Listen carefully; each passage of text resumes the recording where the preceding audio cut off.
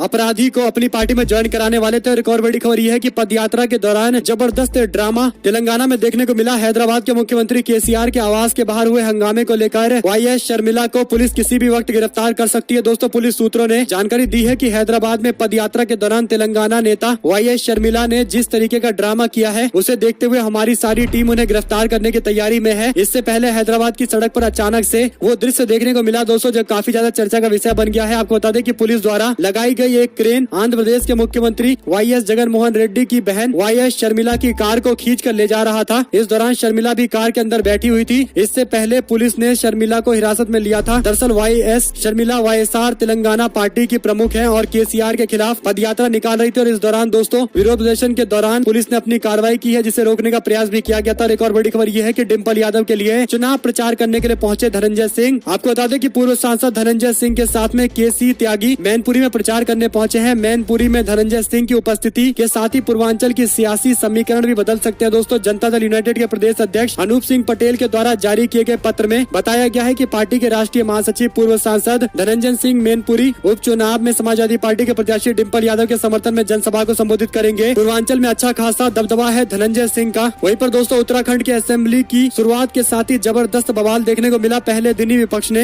भाजपा सरकार के खिलाफ मोर्चा खोल दिया। सत्र के पहले ही दिन कानून व्यवस्था, बेरोजगारी समेत तमाम मुद्दों को लेकर बीजेपी की सरकार पर सवाल खड़े किए गए और बाद में भाजपा के नेताओं के खिलाफ प्ले कार्ड्स भी लहराए गए दोस्तों और बॉयकॉट भी किया गया है। वहीं पर शांति का मजहब है इस्लाम उलेमाओं के कार्यक्रम में बोले डोभाल, आईएसआईएस को बड़ा खतरा बताया है। आपको बता दें कि देश के सुरक्षा सलाहकार अजीत डोभाल ने मंगलवार को उलेमाओं के साथ एक कार्यक्रम के दौरान कहा कि इस्लाम शांति का मजहब है। उन्होंने कहा कि अतिवाद और आतंकवाद इस्लाम के अर्थ के खिलाफ है। इस्लाम का अर्थ शांति और कल्याण है। डोभाल ने कहा कि इस्लाम शांति का मजहब है। सांस्कृतिक केंद्र में भारतीय और इंडोनेशिया उलेमाओं के बीच में एक विशेष बैठक के दौरान उन्होंने ये बातें कही है दोस्तों। उन्होंने कहा कि भारत और इंडोनेशिया में परंपरागत तौर पर शांति और सामाजिक सद्भाव की संस्कृति को बढ़ावा देना हमेशा से एक दूसरे के साथ में चलकर आगे बढ़ने की भूमिका के लिए रहा है। उन्होंने कई और बड़ी बातें कही है, लेकिन जो सबसे महत्वपूर्ण बात रही वो ये कि उन्होंने कहा कि इस्लाम शांति का मजहब है और दुनिया भर के अंदर शांति का पैगाम दिया जाता है, लेकिन कुछ एक संगठन है जो इस्लाम के मूलभूत सिद्धांत को पूरी तरीके से बिगाड़ने की कोशिश करते हैं। इसी के साथ में अहमदाबाद में बोले मल्लिकार्जुन खड़गे, कहा संविधान में कहीं नहीं लिखा कि किसी जनप्रतिनिधि को खरीद कर सरकार बना ली जाए, यानी बीजेपी पर उनका निशाना था। साथ शुभेंदु अधिकारी और ममता बनर्जी के बीच में गुप्त समझौता, बीजेपी नेताओं ने लगाया बड़ा आरोप। पश्चिम बंगाल में शुभेंदु अधिकारी और ममता बनर्जी के बीच विधानसभा कक्ष में मुलाकात के राजनीतिक गलियारों में सियासी तूफान उठ चुका है दोस्तों। बंगाल में भाजपा के नेताओं ने आरोप लगाया है कि राज्य विधानसभा में नेता प्रतिपक्ष शुभेंदु अधिकारी और मुख्यमंत्री ममता बनर्जी के बीच में गुप्त मुलाकात हुई और कई समझौते भी हो गए हैं। बता दें कि शुक्रवार को राज्य विधानसभा में शुभेंदु अधिकारी और ममता बनर्जी की मुलाकात काफी चर्चा का विषय है। इससे पहले सीपीएम और कांग्रेस पार्टी के नेताओं ने ममता बनर्जी और शुभेंदु अधिकारी की मिली भगत की बात कही है। अब यही सवाल बीजेपी के नेता भी खड़ा कर रहे हैं। भारतीय जनता पार्टी के विधायक अशोक लिहिड़ी, अग्निमित्रा पॉल और बीजेपी के विधायक दल के प्रमुख सचेतक मनोज तिग्गा ने भी इस तरीके के सवाल खड़े कर दिए हैं, जो बीजेपी के अंदर खेमेबाजी को भी और ज्यादा बढ़ाएगा दोस्तों। और कहीं न कहीं शुभेंदु अधिकारी जो ममता बनर्जी की पार्टी से सीधे बीजेपी में आए थे, जिसके बाद बीजेपी को उम्मीद थी कि उनका ग्राफ बढ़ेगा, लेकिन दोस्तों जैसे विधानसभा चुनाव बीजेपी के लोग हारे, उसके बाद एक चुनाव नहीं जीत पाए हैं। राज्य के अंदर भारतीय जनता पार्टी का संगठन लगातार खंडित होता जा रहा है। साथ साथ आपको बता दें कि दिल्ली के सुल्तानपुरी वार्ड नंबर 44 से आम आदमी पार्टी के पार्षद का एक वीडियो वायरल हो रहा है। आम आदमी पार्टी के प्रत्याशी दौलत पवार, आम आदमी पार्टी के संयोजक अरविंद के